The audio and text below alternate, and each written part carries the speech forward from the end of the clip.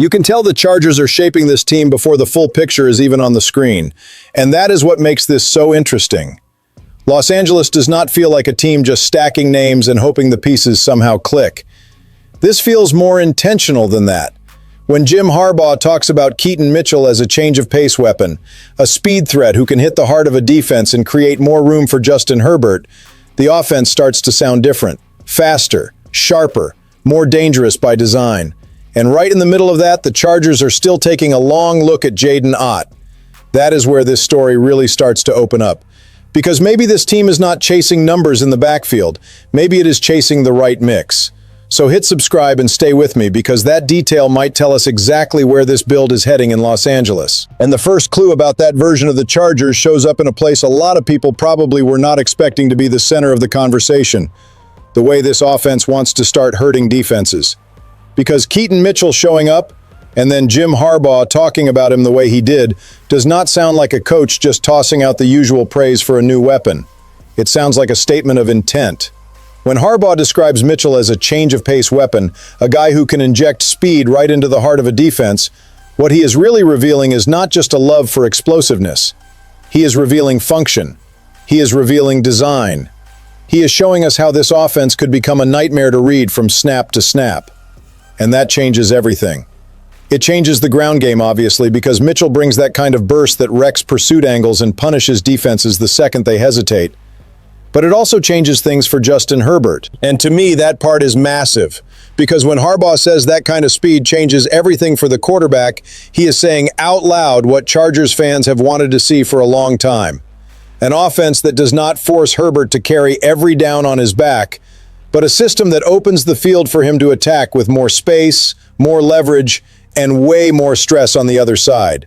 Then you add the thunder and lightning idea next to Omarion Hampton, and now the picture gets even more interesting, because now it does not look like the team is just adding talent to the backfield. It looks like they are building contrast on purpose. Hampton gives you force, presence, punishment. Mitchell gives you tempo change, juice, instant electricity. And when an offense can flip between those answers without losing its rhythm, it starts controlling the game with a mean streak. It is not just about running better. It is about forcing a defense to overthink, overreact, and arrive late. Now let's tap the brakes for 1 second, because that matters too. None of this means Mitchell by himself is going to redefine the Chargers' offensive identity overnight.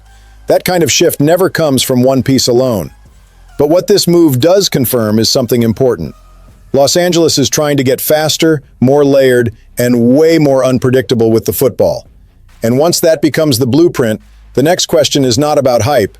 It is about how to finish building that puzzle without spending foolishly, without boxing yourself in during the draft, and without losing flexibility if a much bigger swing suddenly comes into view. And that is exactly where this whole conversation jumps to another level. Because one thing is building the offense with more speed, more contrast, and more weaponry. It is a whole different storm when you start asking whether the Chargers are also leaving room for an elite haymaker in the middle of that bigger build. And that is why the name Myles Garrett hits so hard in this story. Let's separate the layers, because we need to be honest here. What we have right now is speculation. It is not a confirmed negotiation, not an advanced rumor, not proof that Cleveland has already cracked the door open. But when you look at the Chargers situation, the idea does not feel crazy. It feels logical. Los Angeles has an elite quarterback, a competitive roster, the kind of framework that can justify thinking big, and maybe most important of all, it is not behaving like a team panicking to patch everything in one rush. It is behaving like a team that wants options in its pocket.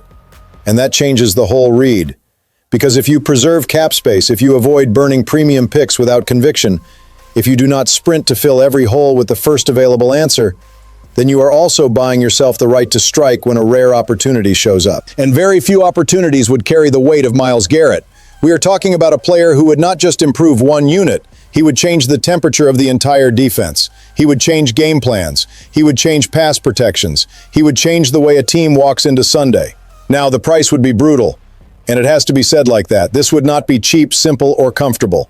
A move of that size would demand major capital, major conviction, and the willingness to accept that if you bring in a generational talent, those resources are no longer available for all the other layers of the roster. And that is exactly why this part of the story matters so much. Because this is not just about Garrett, it is about choosing a path. Do the Chargers want to stay on the broader build, stacking piece after piece, detail after detail, and making the roster more complete across the board? Or are they setting the table for a concentrated strike on one superstar who could launch this franchise into another tier all at once? That is the crossroads, and honestly, I think the way this team has operated lately is keeping both doors open on purpose. But if one of those doors really leads to an elite swing, then the rest of the offseason has to be built with even more precision. And that is where a quieter name can end up mattering almost as much as the brightest headline. Because if the last part of this story lifts the ceiling, this next part brings the camera back down to the foundation. And good teams know this better than anybody. The flashy move only works if the base underneath it can actually hold the weight. That is why Zak Zinter belongs in this conversation a lot more than people think.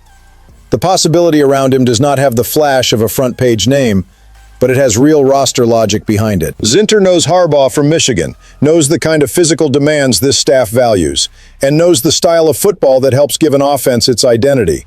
That alone does not make a trade happen. But it does help explain why a player like that would make sense for the Chargers at a moment when the franchise seems focused on strengthening the structure of the team without giving up room to maneuver. And the most interesting part might be exactly that, room to maneuver. Because when you look at his situation in Cleveland, there is a believable scenario where internal competition, changes around him, and a reshuffled offensive line picture make his path tighter than it looked before. If that happens, Los Angeles would have a real reason to monitor it. Not as some blockbuster fantasy, as something useful, as the kind of move that adds stability now and protects your options later. That matters a lot when you start thinking about the draft. Every team talks about trusting the board and not forcing picks. But in reality, pressure will push teams into bad decisions all the time. If the Chargers can add a young interior offensive lineman on a rookie deal with a controlled cost and a clear fit in Harbaugh's world, the whole room can breathe. The team gets margin. The team gets flexibility. The team gets the chance to walk into draft weekend without that suffocating feeling that it has to solve everything the hard way. And there is another layer here that I really like. Zinter would not just be depth, he would be real competition. He would be development with context. He would be a piece that may not arrive as the final answer, but absolutely fits the physical identity Los Angeles is trying to build. And when a roster starts being reinforced by pieces like that, the offseason stops feeling like random darts. It starts feeling like a plan. Now I want to hear from Bolt Fam. Would you make that move for Zak Zinter to give this team more stability and more freedom? Or would you rather save everything and force the issue in the draft? Because that answer says a lot about the kind of team you want the Chargers to become. And it is right after that conversation about structure that a name like Jaydn Ott gets even more interesting. Because when everybody is staring at the big moves, the immediate impact possibilities, and the choices that could change the team's ceiling, it is these process details that tell you whether a franchise is really building smart or just reacting to the calendar. The reported detail is that the Chargers are bringing in Jaydn Ott for a visit. And that alone already tells a story. Not because the backfield is empty, not because the team is desperate for a running back.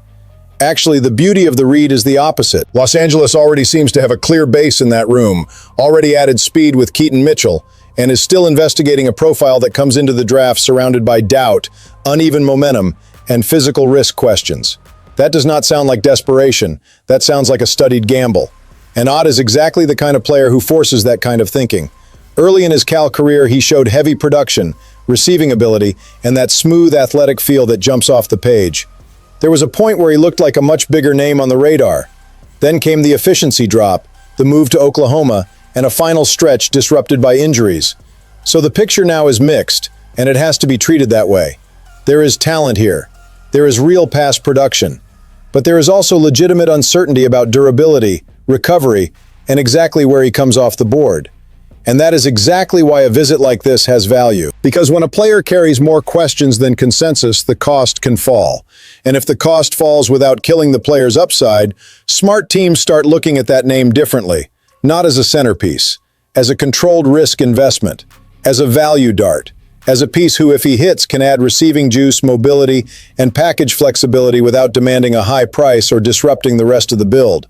And that ties directly back to the thesis of this whole video. Because a team thinking that way is not just hunting talent, it is hunting proportion. It is trying to figure out where to spend big, where to stay patient, and where to bet small for a possible big return. And when you put Mitchell, Zinter, and now this kind of read on Ott together, the feeling gets even stronger.